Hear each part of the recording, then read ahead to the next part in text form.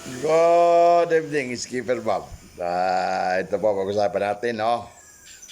Yung napanood natin na share na vlog na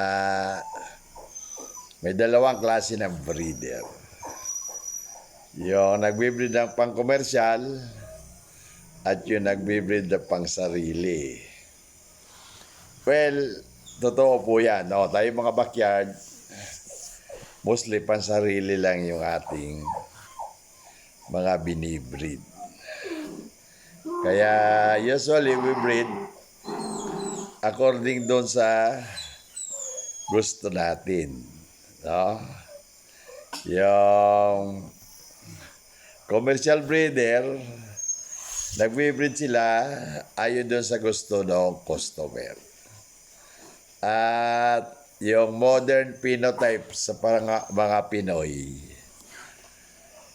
yung mga customer na Pinoy, kailangan yung manok mo ay medyo matangkad at maganda.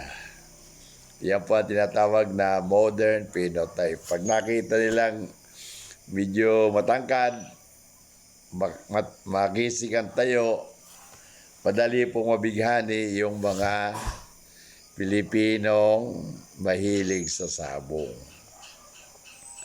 At pag yung manok nilang yun ay napa-exam at natalo, sasabihin nila na tsambahan lang kasi di nila ma-accept na yung ganda ng kanilang alaga ay natalo. Pero in reality po, kahit po susuriin nyo, no, sa sarili nyong yard, yung lamang po sa panalo na manok ay yung mga medium station. Medium high or medium low, whatever your preference. Bakit po lamang sa panalo? Kahit po sa akin, yan ang aking obserbasyon. Kasi yung mga medium station, mahaba po yung hita niyan. Mahaba ang hita kaysa dun sa shank, no? Ang mahaba po ang hita kaysa sa shank, malakas po yan humataw.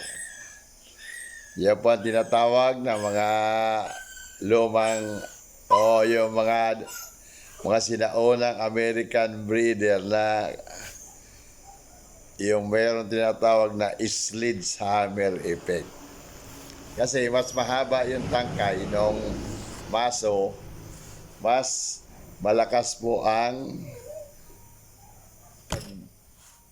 palo mo niyan, no? Pagpabaw ng pako, pagkuha ng sinselo, anuman. Kaysa yung maiksi yung handle. Mas malakas po pag mahaba. Ngayon, pag matatangkad po, usually, even yung haba ng shank at yung haba ng legs. Or konting-konti lang ang diferensya.